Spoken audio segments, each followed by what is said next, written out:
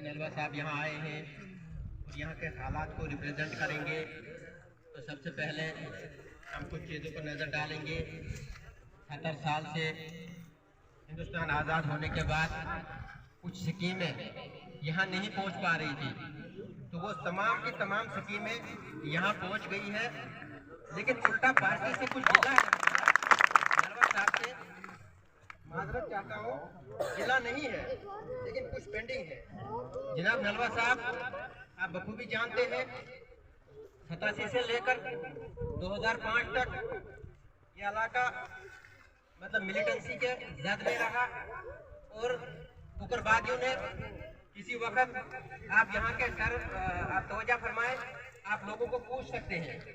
देवल में शादी हुई, मैं लगभग 9th-10th में पढ़ रहा था, दुल्हा दुल्हन को मार दिया मिलिटेंटों ने, उग्रवादियों ने। तो उसके लिए जब तब्दील खुटा साहब आए, वो उस वक्त डीजीपी हुआ करते थे, उन्होंने वीडीसी सैंक्शन करवाई और वीडीसी सैंक्शन होने के बाद वीडीसी की वजह से और एसपीओ की वजह से लोकल मिलिटेंसी का खात्मा हो गया। ये और मैंने फ्रंट पेज पे लिखा है वीडीसी में, ये देखकर तकरीर करने वाला नहीं हूँ, लेकिन कुछ चीजें मैंने लिखी है।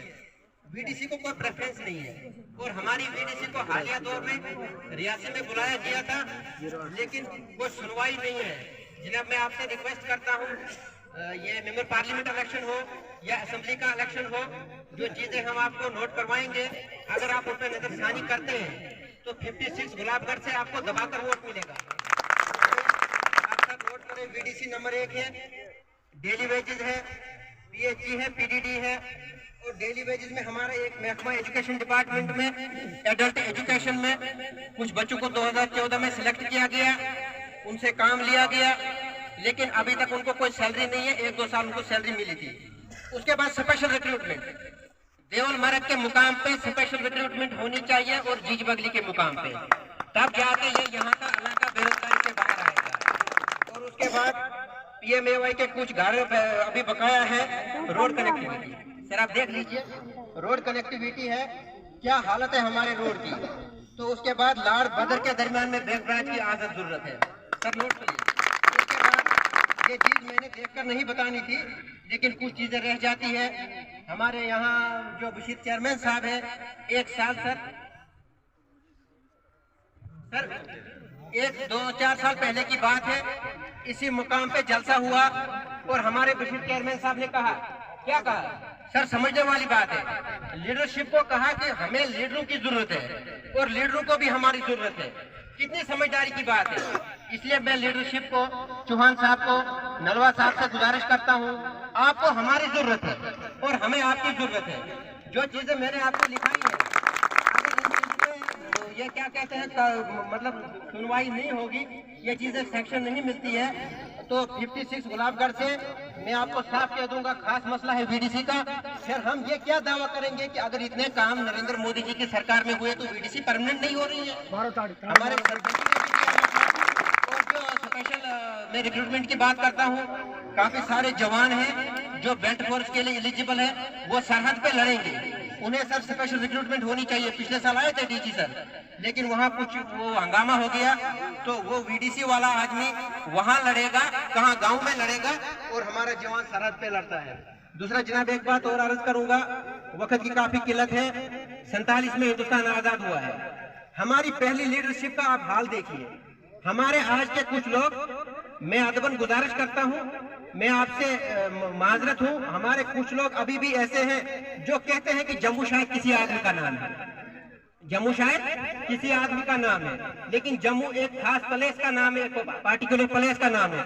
उसने बेचारे ने गाड़ी नहीं देखी, उसने रोड नहीं देखा, उसने वो इंटरनेट की स्कीम्स नहीं देखी, उसको पता है कि जम्मू शायद किसी आदमी का नाम है। लेकिन मुबारक है नरेंद्र मोदी जी की सरकार को, जिसने तमाम चीजें, तमाम स्कीमें यहाँ तक लोगों तक पहुँचाई है। लेकिन मैं आपसे गुजारिश करता हूँ, इन चीजों पर आप ध्यान दें। और हमारे रोड की बहुत खस्ता हालत है। एक हमारा लीडर तकरीर कर रहा था, मैं नाम नहीं लूंगा, तो सारे साथी यहाँ और भी बोलने वाले हैं, मुझे अफसोस से कहना पड़ता है। मैं उन लीडरों से गुजारिश करता हूँ कि वो यहाँ की आवाम को आप बेवकूफ नहीं बनाए। आप लोग समझ गए कि नरेंद्र मोदी हिंदुस्तान के वज़ीर आज़म हैं और इंशाल्लाह उम्मीद है दोबारा आएंगे। वो लीडर कह रहे थे कि मेरे वक्त में खजाने का रुख इस तरफ होता था, कहाँ होता है? अरे कहाँ होता था? वो लीडर लोग आए, इलेक्शन का सिलसिला शुरू हो गया, बिसल बच के हमारे साथ बहस करे। लीडरशिप के साथ बहस नहीं करे, वो हमारे साथ बहस करे। हम उनको कहेंगे कि खजाने का रूप किस तरफ होता था। मैं उनके पास मेमोरेंडम लेकर के मैंने कहा जनाब बीडीसी एक छोटा सा मसला मैं बार बार बात उठाता हूँ। कहा ये कहीं है ही नहीं, ये जनाब दिल्ली से सेक्शन है बात। और मैं उस लीडर को किसी वक्त जवाब दूंगा कि जब आपके वक्त में ये खजाने का रूप आपके साथ नहीं होता था, नरेंद्र मोदी के वक्त में खजाने का रूप इस तरफ हमें देखने को मिलता है। उसके लिए पीएमए मुकाम किसानों को 6-6 हजार, आयुष्मान भारत स्कीमें कितनी गिनेंगे, लातादाद स्कीमें हैं। तो मैं इन्हीं अल्फाज से इजाजत चाहूंगा। मैं आवाम से गुजारिश करूंगा कि पहली लीडरशिप से आप बच जाइए। आप समझदार लोग हैं, आप समझ से काम लें। और जनाब लाल बदर के दरमियान बैकग्राउंड की बहुत बड़ी जरूरत है। और एक लास्ट में एक और बात करूंगा कि स्कूलों में स्टाफ की बहुत ज्यादा कमी है। हजारों लाखों पोस्ट ग्रेजुएट घरों में बैठे हुए हैं, जिन्हें उन्हें एंगेज करिए। क्यों? ये जरूरी नहीं है कि उधमपुर का यहाँ है या रजौरी का यहाँ है। हजारों लाखों पोस्ट ग्रेजुएट अगर बदर में, मोहर में, शबरास में, अडवेस में बैठे हैं तो उन्हें एंगेज करना चाहिए। तो कम से कम इन चीजों पर नजर रखनी चाहिए। इन्हीं अल्फाज से इजाजत चाहूंगा। जय हिंद।